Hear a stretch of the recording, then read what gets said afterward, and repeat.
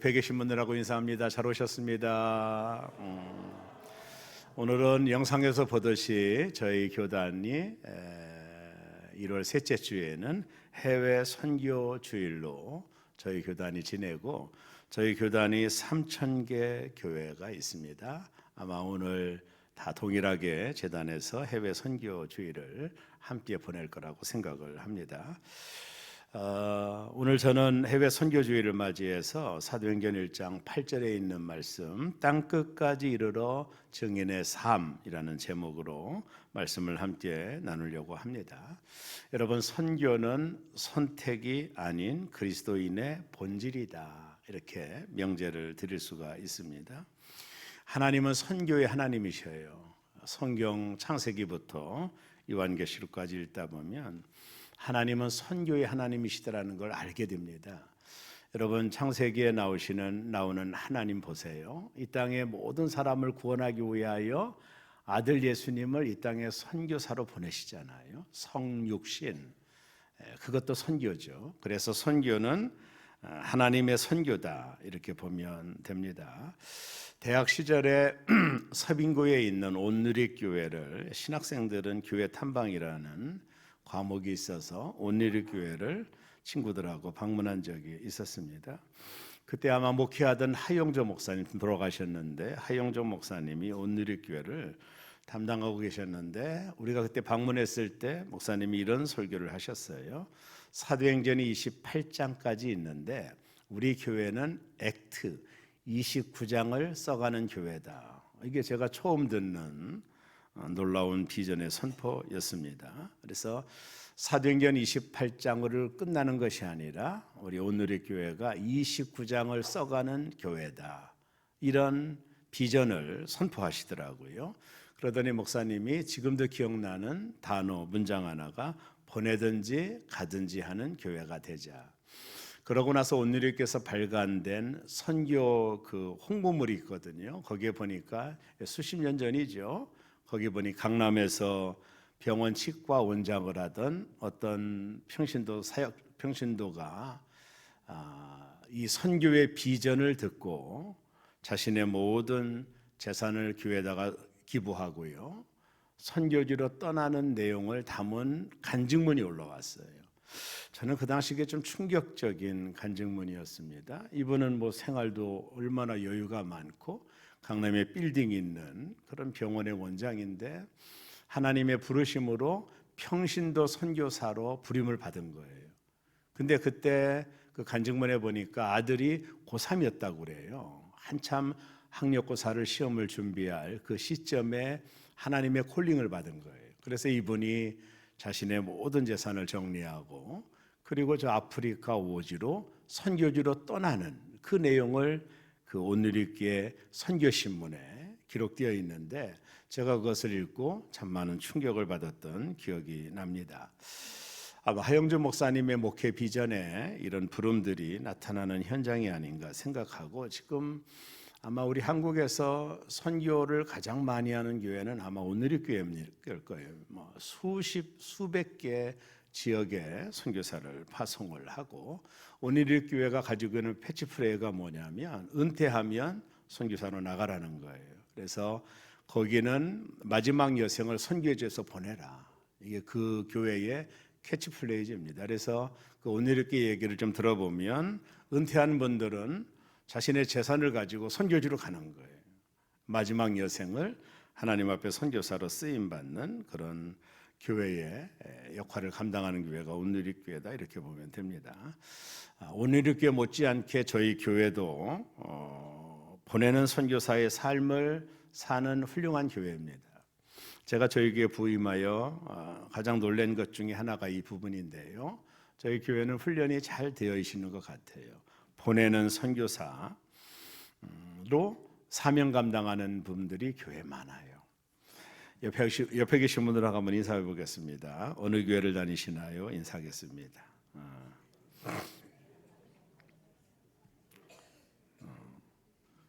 새로운 교회라고 대답하셨나요? 그럼 이렇게 하세요. 어떻게 그렇게 좋은 교회 다니세요? 한번 해보세요. 아니, 해보시라니까요. 인사 안 하는 사람은 타교회 신자입니다. 여기는 타교의 신자가 없을 거라고 보고, 제가 왜 이런 말을 하느냐면 우리 교회가 보내는 선교사의 사명을 잘 감당하는 아마 드문 훌륭한 교회라고 저는 믿고 있어요. 지난 12월 달에 선교사들에게 선교비를 보내는 선교사의 명단을 잠깐 한번 소개할게요. 이렇게 많습니다. 저희 교회가 보내는 선교사로서 사명을 감당하는 분들이 이렇게 많아요. 그래서 저희 교회는 훌륭한 교회입니다. 제가 볼 때 하나님이 참 기뻐하시는 교회라고 저는 생각을 합니다.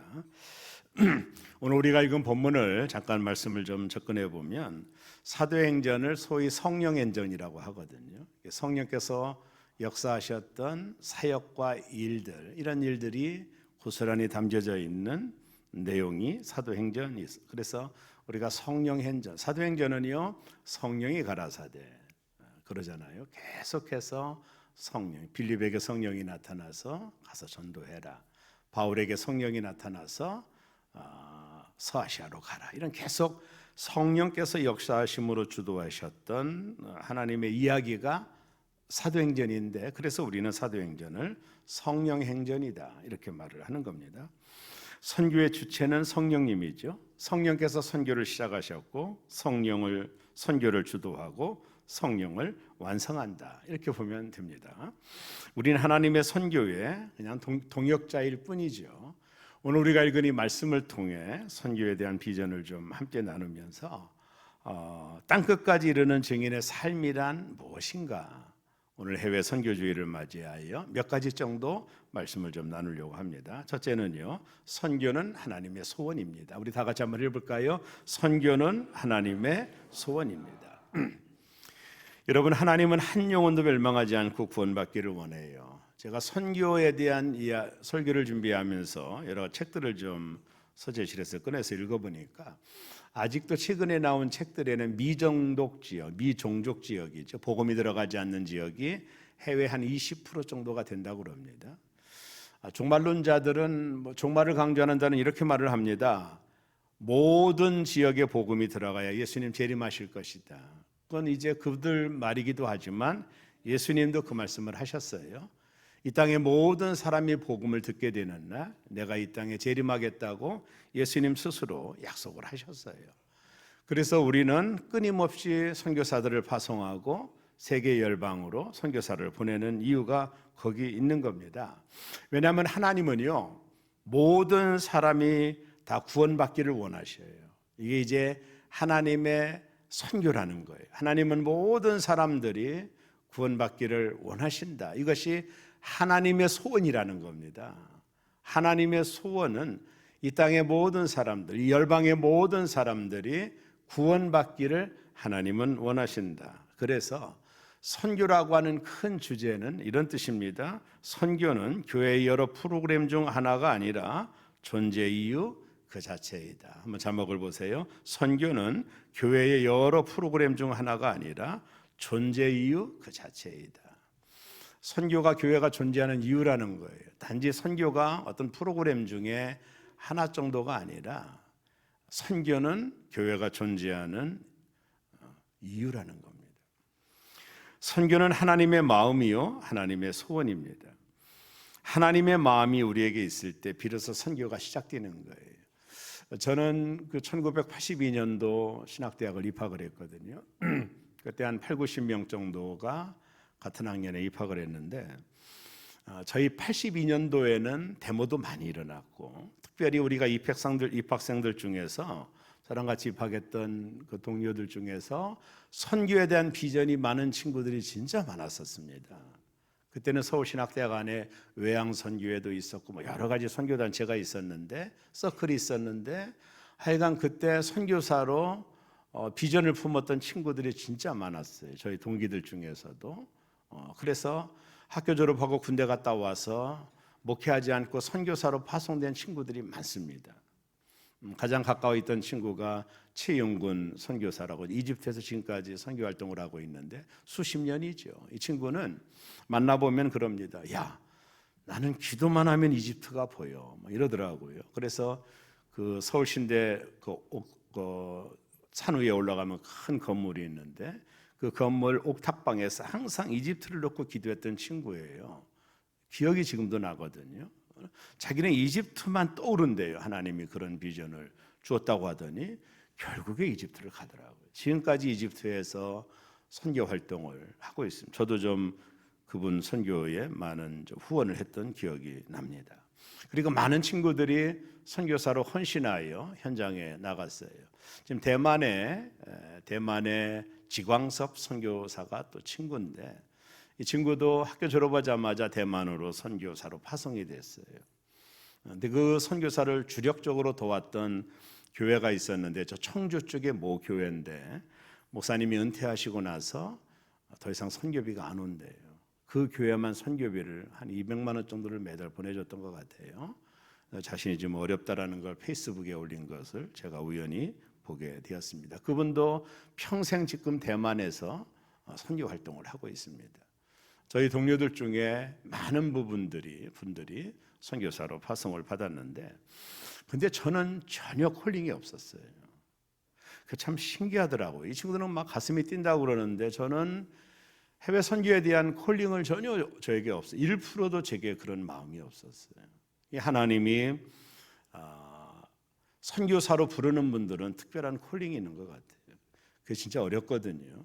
그죠? 그러나 저에게는 그런 콜링이 없어서 지금 현장 목회를 하고 있는데요. 그럼에도 불구하고 저는 보내는 선교사로서 지금까지 사명을 잘 감당하고 있습니다. 실은. 그러니까 선교사라고 말할 때 가는 선교사도 선교사지만 보내는 선교사도 선교사인데 레벨이 어떨까요? 똑같습니다. 제가 이거 확신할 수 있습니다. 그래서 가는 분들도 선교사고 여기서 그들을 물질과 기도로 후원하는 분들도 선교사예요. 선교사의 상을 받게 될 겁니다. 이거는 변함없는 진리다 이렇게 보면 됩니다. 선교라고 하는 것은 하나님이 이것을 소원하고 계시다. 이것을 우리가 알게 될 때 비로소 선교가 시작되는 거예요. 이게 하나님이 원하시는 거구나. 그래서 사도 바울이 1차, 2차, 3차 선교 여행을 떠나면서 엄청난 핍박과 고난과 어려움을 겪잖아요. 그래도 바울이 포기하지 않았던 이유 하나는 단지 하나입니다. 하나님의 마음을 그가 알았기 때문이거든요.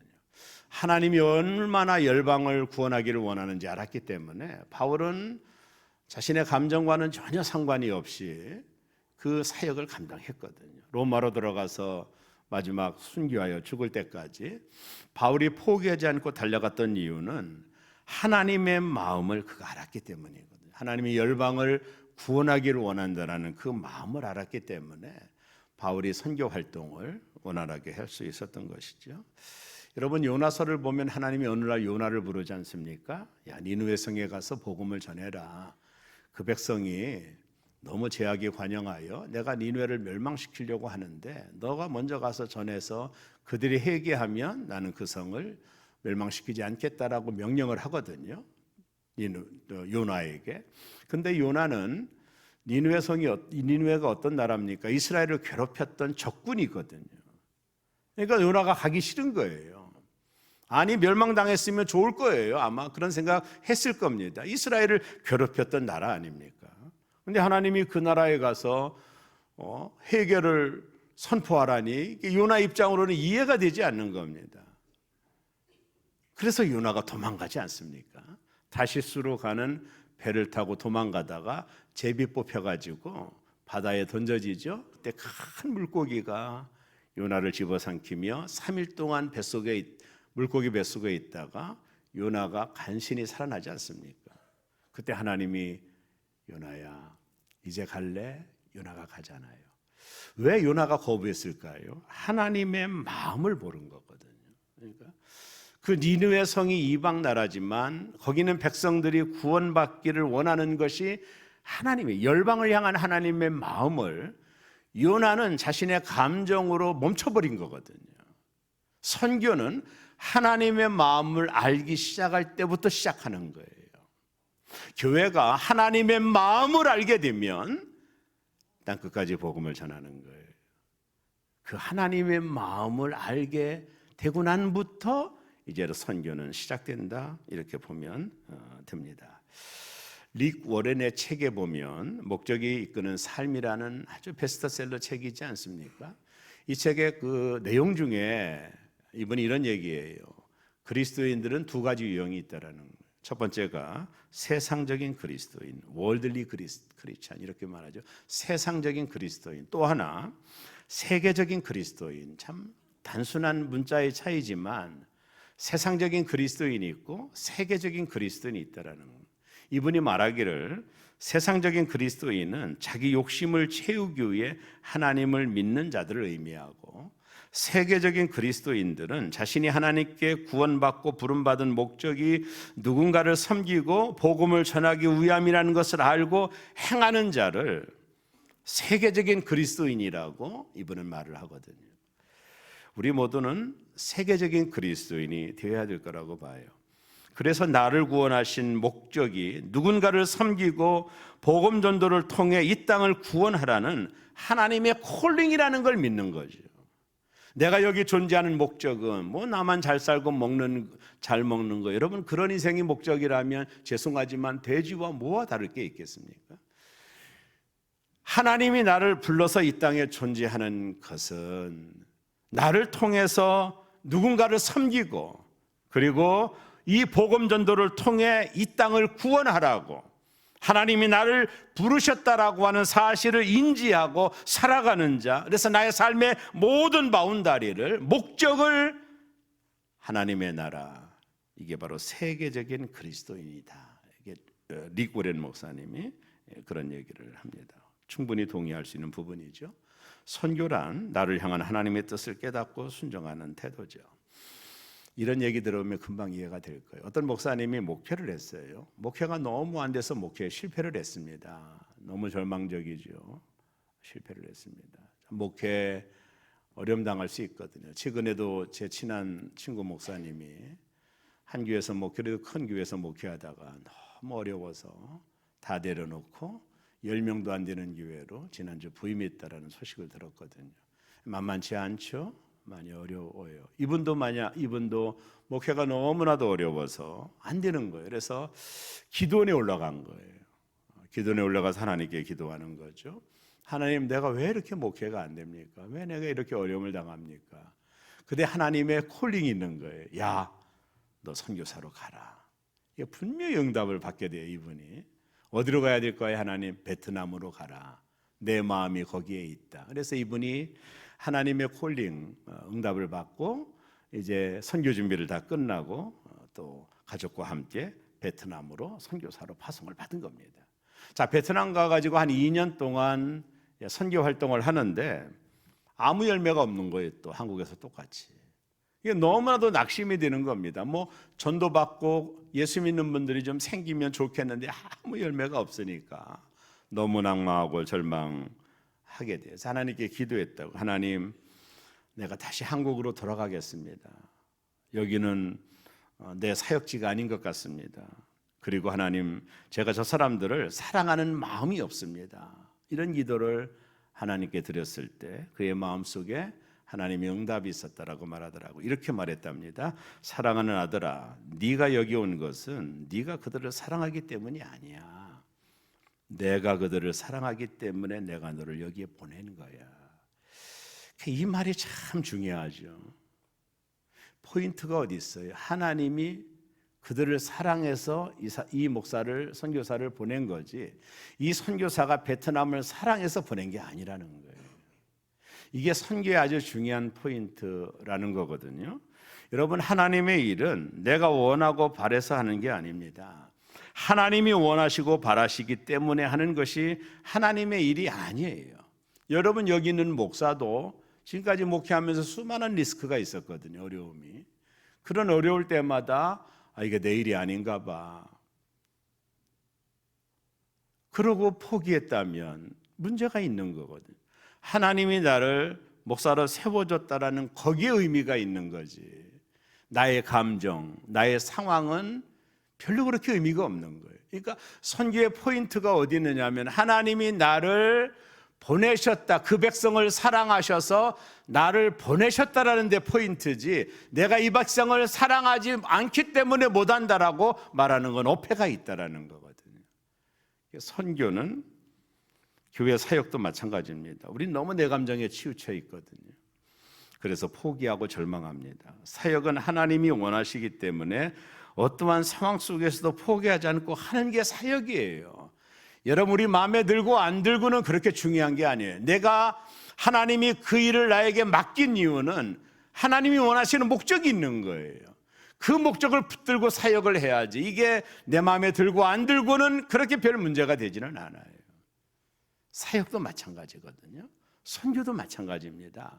하나님이 베트남을 사랑해서, 그 사람들을 사랑해서 이 선교사를 보낸 거지, 이 선교사가 베트남을 사랑해서 간 게 아니에요. 하나님이 필요해서 보낸 거죠. 주가 어디예요? 하나님의 부르심이거든요. 이게 선교의 아주 중요한 키워드입니다. 그 테레사 수녀가 선교하는 이유가 뭡니까? 라고 누가 물어보니까 이런 말을 했어요. 이 땅의 모든 사람이 행복하게 죽기를 바라기 때문이다. 이게 엄청난 얘기를 했거든요.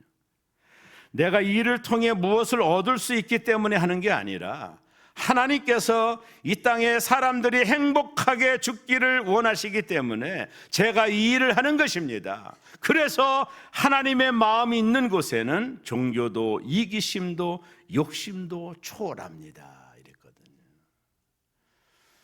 여러분, 선교가 하나님의 마음이라면, 한 영혼이 구원받는 것이 하나님의 마음이라면 이기심도 욕심도 초월할 수 있는 거거든요. 포인트가 거기 있기 때문에 그런 거죠. 선교는 하나님의 소원입니다. 그 하나님의 소원을 풀어드리는 저와 여러분이 돼야 돼요.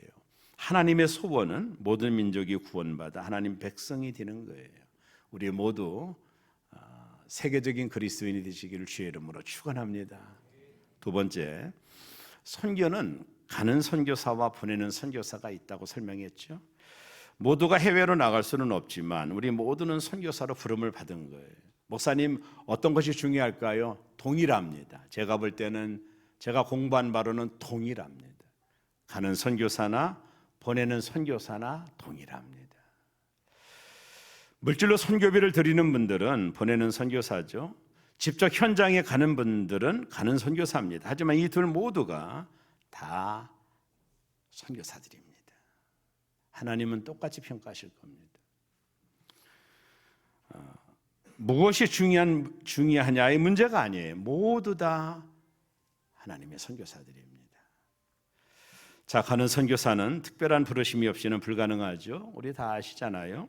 제가 모두에 말씀드렸잖아요. 그러나 보내는 선교사도 귀한 선교사들이에요. 보내는 선교사도 물질로 기도로 현장에 가 있는 선교사님들을 후원하는 또 다른 선교사들이거든요. 우리가 드리는 선교 헌금은 단순한 돈이 아니라 복음의 불모지에 세워진 교회이고 굶주린 아이의 빵이며 선교사님들의 눈물을 닦아주는 손길입니다. 보내는 선교사 없이 가는 선교사는 힘을 잃어버리고 말 겁니다. 보내는 선교사와 가는 선교사와 함께 성령 안에서 동역할 때 하나님의 역사와 이 열방의 주께로 돌아오는 놀라운 능력의 역사가 나타날 거예요. 그래서 교회라고 하는 이 커뮤니티 공동체는 결국에는 선교적 교회입니다. 교회는 가는 선교사와 보내는 선교사가 연하여 세계 열방을 바라보는 커뮤니티입니다. 공동체가 교회. 그래서 교회를 선교적 교회라고 하는 거예요. 이게 교회의 정체성이거든요. 세계 국고되는 재정 문제로 심적으로 외롭고 힘들게 사역하는 선교사님들이 너무 많습니다. 우리가 비록 가는 선교사는 아니더라도 보내는 선교사로 쓰임 받을 수 있는 거예요. 분명한 것은 가는 선교사보다 가는 선교사나 보내는 선교사나 동일한 선교사라는 것입니다. 교회가 살아나고 싱싱하게 나가는 길은 선교적 교회, 미셔너리 처치가 되는 겁니다. 제가 첫 번째 목회에 대한 이야기를 잠깐 한번 하면은요. 그 교인이 한 30명 정도 될 때 제가 부임을 했는데, 교회가 이제 어촌 마을 다 시골 분들, 어촌 사람들을 대상으로 목회를 했는데, 교회가 하나님의 은혜로 부흥하여 처음 갈 때는 경상비가 뭐 1,000도 안 됐거든요. 제가 사례비를 거의 받지 못했으니까요. 근데 교회가 하나님의 은혜로 부흥하기 시작해서 경상비가 7,000, 8,000 정도 올라갔을 때 제가 이제 결단을 했습니다. 우리 교회가 선교사를 파송합니다. 교인들이 놀래죠. 우리도 뭐 유지하기가 어려운데, 근데 파송을 했어요. 그때 이집트에 있는 최용근 선교사를 제 1후원으로 파송을 했습니다. 1후원은 100만 원을 매달 보내드리는 선교입니다. 큰 돈이었거든요, 그 당시에. 지금도 큰 돈이지만 지방에 한 120개 교회가 됐었거든요, 충서 지방에. 근데 우리 교회가 처음으로 선교사를 파송한 교회가 됐어요. 정말로 귀한 영광이었습니다. 큰 교회들이 너무 많았거든요. 그런데도 저희 교회가, 제가 목회하던 섬기던 교회가 해외 선교사를 100만 원 1후원 선교사로 선교사를 이집트 최영근 선교사를 파송해서 후원하기 시작했습니다. 그러고 나서 지금 선교국장 하는 송재영 목사, 뉴질랜드, 배명덕, 일본, 대만에 아까 말한 지구왕섭에서 선교비를 계속 확장해 나아가는 그 모든 순간순간마다 하나님이 교회 부흥을 체험하게 하셨어요. 교회는 더 크게 부흥하는 교회, 지방에서 가장 미자리 교회였던 교회가 나중에는 120개 교회 중에 5위 정도 들어가는 재정과 인원이 큰 교회로 부흥을 하게 됐죠. 어떻게 보면 제가 그런 패턴들을 알거든요. 하나님의 소원을 들어주는 교회가 될 때 교회는 하나님의 역사를 본다. 기적이 상식이 되는 교회가 될 수 있다. 이런 생각을 참 많이 하게 됩니다. 여러분, 안디옥 교회가 현대교회 모델링이잖아요. 예루살렘 교회는 지역의 한계에 갇혀 있었던 교회고, 안디옥 교회는요 바나바와 사울을 선교사로 파송했던 교회고, 안디옥 교회 교인들은 보내는 선교사들로 활동했던 교회가 안디옥 교회. 그 안디옥 교회를 통해 바울이 세계 열방을 품었고, 오늘 저와 여러분이 예수를 믿게 된 축복된 교회가 그 교회입니다. 대한민국은 지금 해외 선교의 2대 나라 강대국이라고 그러잖아요. 미국하고는 비교는 안 지만 2위라고 그럽니다. 근데도 여전히 아직도 복음을 듣지 못했던 미종족 국가가 아직도 많다고 그럽니다. 우리 새로운 교회가 보내는 선교사로서 사명을 잘 감당하심에 감사하고, 여러분이 드린 선교비는 미자리 교회와 해외 선교를 해서 전혀 저희들이 보내드리고 있거든요. 우리가 함께 더 많이 동참한다면 더 많은 선교사들을 좀 파송하고 이 선교를 좀 확대해 나가는 그런 꿈과 비전도 가지고 있습니다. 가는 선교사, 보내는 선교사, 동일한 선교사입니다. 마지막 세 번째 선교 작정은 믿음의 모험이다. 보내는 선교사는 물질과 기도의 헌신이 요청되죠. 어찌 보면 그것은 믿음의 모험입니다. 제가 한 20여 년 전 됐을까요? 가까이 있는 바울교회를, 우리가 신학교 다니면 교회 탐방이라는 그 과목이 있거든요. 바울교회를 친구들하고 왔던 기억이 납니다. 그때 제가 전주에 처음 와서 비빔밥도 먹었던 기억이 나는데, 그때 바울교회를 방문했을 때 제가 주보를 모으는 것이 그 공부의 그 핵심이거든요. 바울교회 주보를 이렇게 봤어요. 지금부터 한 20년 전이니까 오래됐겠군요. 근데 그 주보를 보고 내가 놀란 게 뭐냐면, 그때는 바울교회 이렇게 크던 교회는 아니었을 겁니다. 각 구역을 다 해외 나라의 이름으로 구역을 다 만들었더라고요. 쉽게 말하면 우리는 사랑 일목장, 근데 거기는 몽골 목장, 파키스탄 목장, 베트남 목장, 대만 목장. 그러니까 목장을 모두 다 선교 지역의 나라들로 목장을 구성했더라고요. 제가 그걸 보면서 이 교회 진짜 부흥하겠구나. 그전처럼 큰 교회가 아닐 때 얘기를 하는 겁니다. 그런데 정말로 바울교회가 전주에서 가장 큰 교회로 하나님이 성장의 동력을 주셨죠. 하나님의 마음의 소원을 시원케 드리는 교회는 하나님의 부흥의 역사도 함께 허락해 주시는 것 같아요. 왜냐하면 부흥시켜 줄수록 그 교회가 하나님 마음을 더 시원하게 해드리니까요. 선교 작정은 내 형편을 보고 계산하는 것이 아닙니다. 하나님의 약속을 믿고 내디는 발걸음이죠. 작은 물고기 2마리와 보리떡 5개로 5,000명을 먹였듯이 우리의 작은 작정이 지구 반대편 누군가의 영생을 결정짓는 거죠. 어찌 보면 작정 부담이 아니죠. 특권입니다. 하나님 나라의 거룩한 사업에 내 이름이 기록되는 기쁨이라고 봐요. 제가 존경하는 윌리엄 캐리가 이런 말을 했습니다. 하나님으로부터 위대한 일을 기대하십시오. 그리고 하나님을 위해 위대한 일을 시도하십시오. 사랑하는 새롬의 성도 여러분, 세계 선교주의를 맞이하여 우리 모든 교원들을, 여러분들이 너무 훌륭하게 잘하시지만 우리 모든 교우들이 우리가 갈 수는 없지만 저들을 보내는 선교사로서 사명 잘 감당하는 교회가 되기를 원하고, 우리가 모두 다 주님 앞에 설 때 착하고 충성된 종이라는 세계적인 그리스도인의 칭찬을 받는 은혜가 우리 모두에게 있기를 주의 이름으로 축원합니다.